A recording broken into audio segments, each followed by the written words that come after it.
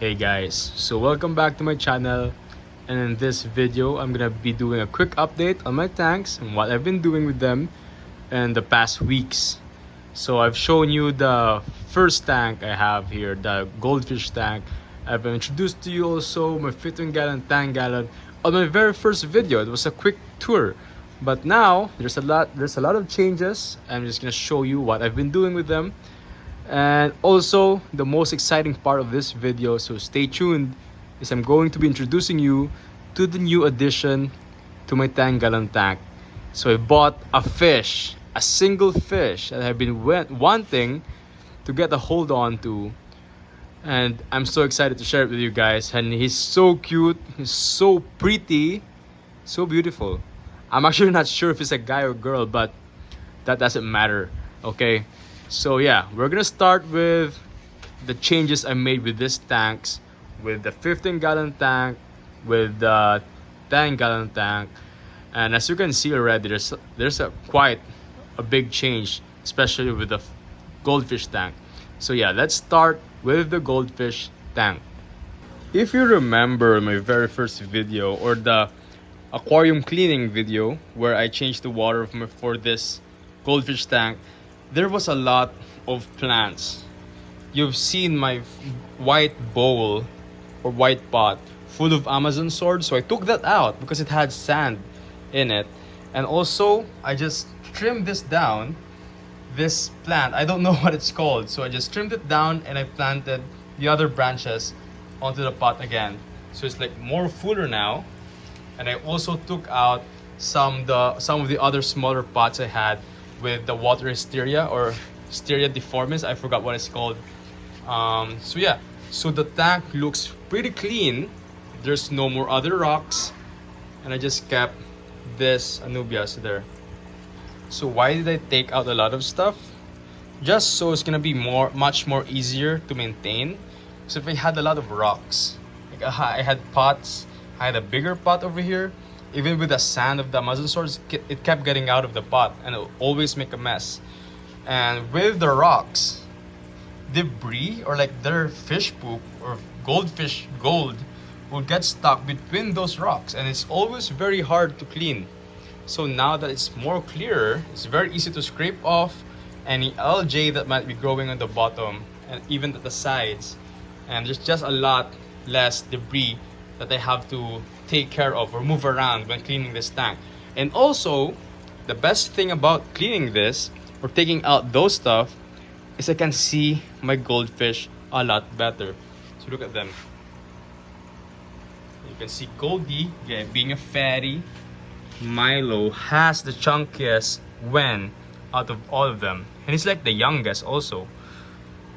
He just had a growth spurt. And Sylvie, the biggest of them all, always looking for food. That explains why it's so big. And Pumpkin, the lady, is getting much more chunkier, but not as chunky as Chonkers, because he's named after his chunkiness. So that's Chonkers.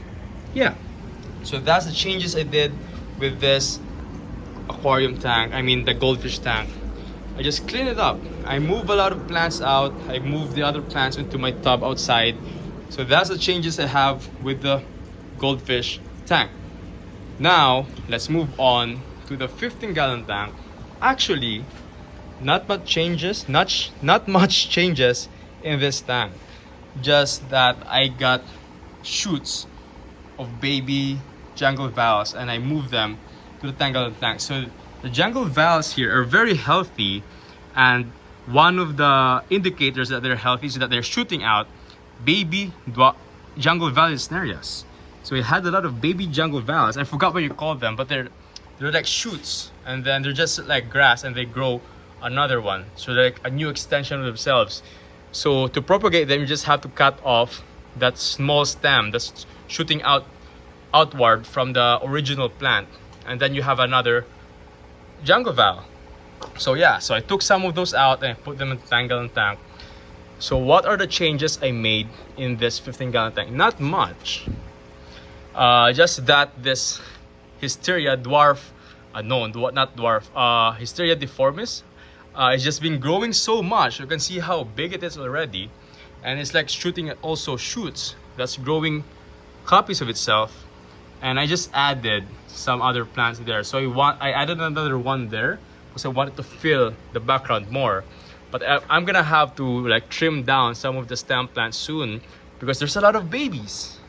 You can see there's 1, 2, 3, 4 around there somewhere. There's actually counted 8, but I'm pretty sure there's like 10 or more because, you know, live bearers, platies, and guppies just produce or breed a lot more compared to the other fishes. And yeah, I also added like shrimps, 6 more shrimps to help me clean up with my algae issue. As you can see, they're working very well. This Anubias leaf used to be so full of those dark, you know, spotted algae, and now you can see how well they're working. I also have some nereid snails which I can't find as of now.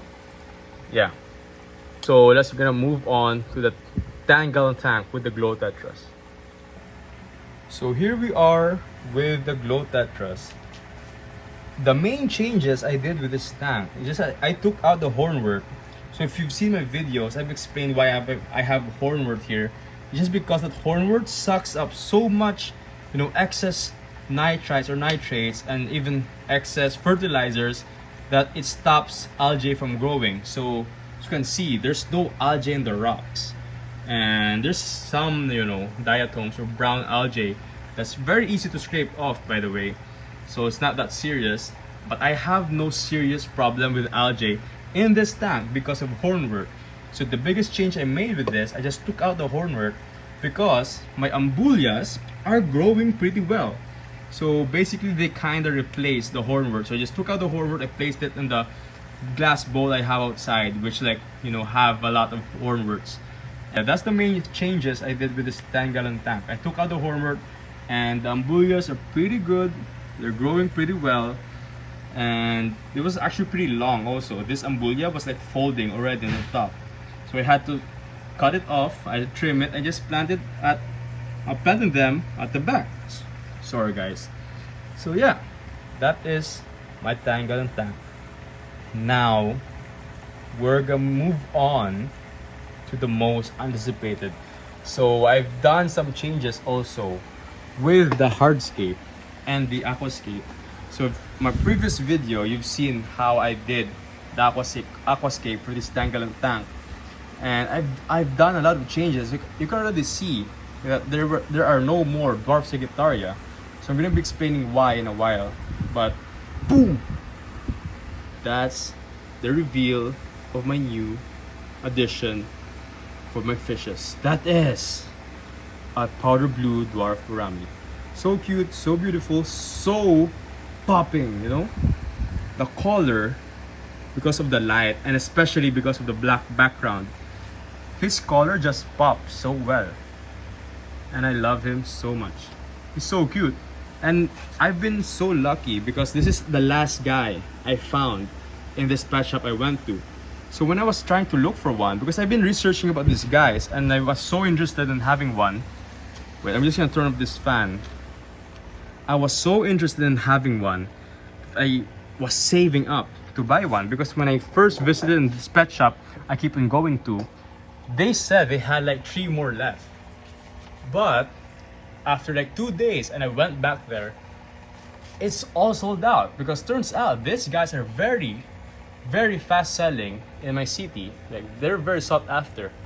So luckily for me, that other pet shop like ran out of stocks for this fish, so I went back to another pet shop, and good thing they had the very last one of powder blue dwarf gourami. So I got him. I had to buy him, and now he's there. And you want to guess his name? His name is Bloop. Yeah, his name is Bloop because he's color blue, and Bloop sounds derpy, and so he is. I mean, so is he. He is derpy. Look at him. He's looking at his reflection, being derpy. He's a derpy blooper. Bloop. His name is Bloop. Can't do anything about it because I named him Bloop. Yeah. So this is the 10-gallon tank. So if you see, there's a lot of changes from the video there was no pot over there, or like, you know, jar. Is it a jar? No, it's like a teacup. There was no teacup before during the video, so I added one. It's a clay pot. A pot. So it's supposed to be a shelter for my dwarf gourami, and because dwarf gouramis are very shy types of fishes, and they like to hide, especially when they're uncomfortable or stressed. And right now is the only fish I have in this tank. I'm planning to add more, of course, like a community tank. I'm planning to add community fishes, probably tetras, but I want to get fish that I still don't have.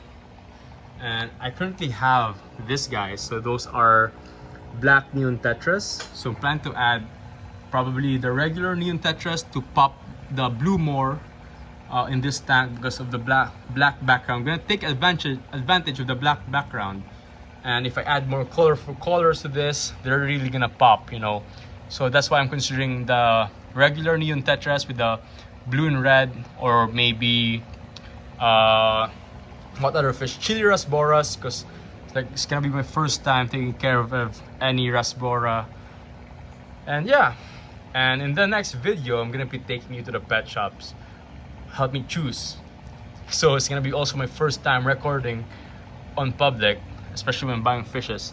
So excited for that. So yeah, that is the updates on this 10-gallon aquascape, and not much change. I just tilted this hardscape, this driftwood, with a stone. I twisted it to the back just so there's more space for the fishes here to swim. And I move around the Amazon swords a bit because they keep on floating up. And I've trimmed some leaves, so when I put them in, they actually kind of died back first. I lost a lot of leaves, but turns out for Amazon swords, that's quite normal. When you transfer them to another aquarium with different water parameters, a different environment, they're gonna die back, but they're gonna come out more stronger and grow new leaves. So you can see there's new leaves growing. And I just moved also the Java ferns at the back, and this anubias, I stick them to the driftwood, just so when they grow more, they're gonna have more, you know, shade for the fishes. But the thing I'm having a problem here with the most is the green spot algae, because those are very stubborn, very hard to remove. You have to scrape them with your nails or something. So I've been doing water changes regularly, because when you use aqua soil, it's gonna leach out a lot of excess nutrients, which is gonna contribute in lowering the pH, I think, and also in algae. So in the first week, I had to remove 50% of the water every day, and on the second week, I removed 50% of the water every other day. And now it's like, I think, the third week, so I've cycled it for quite some time, like almost 3 weeks before I got my bloop. So now I'm pretty confident it's cycled already. I also add some nitrifying bacteria in it to help it cycle faster.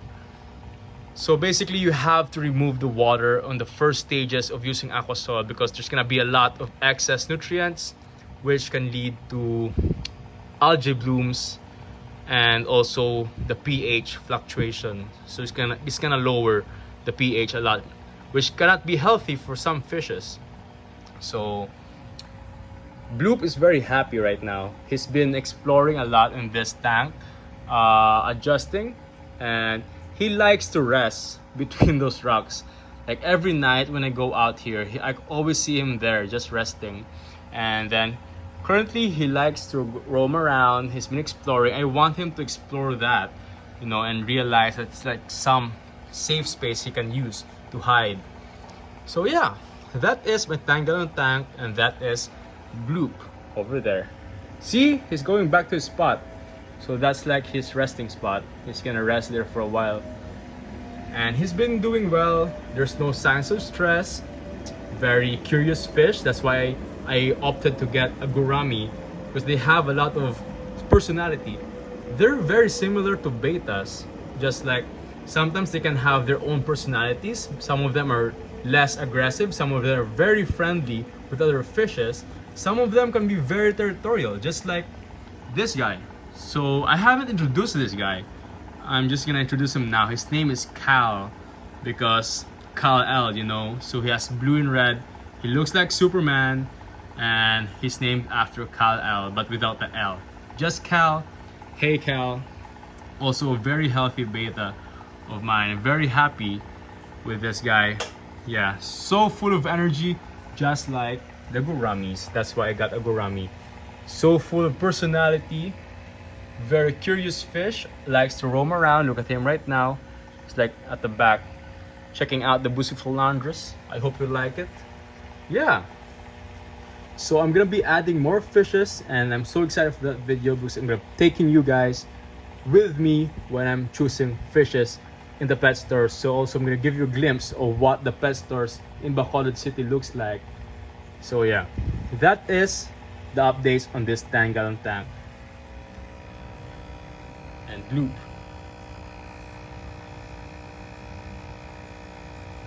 So thank you for watching. See you in the next video. I'm gonna be doing a lot of updates of my tanks. Any changes, I'm gonna update you guys. It's so fun to, like, you know, make content out of this hobby. So thank you for watching, and see you on the next video.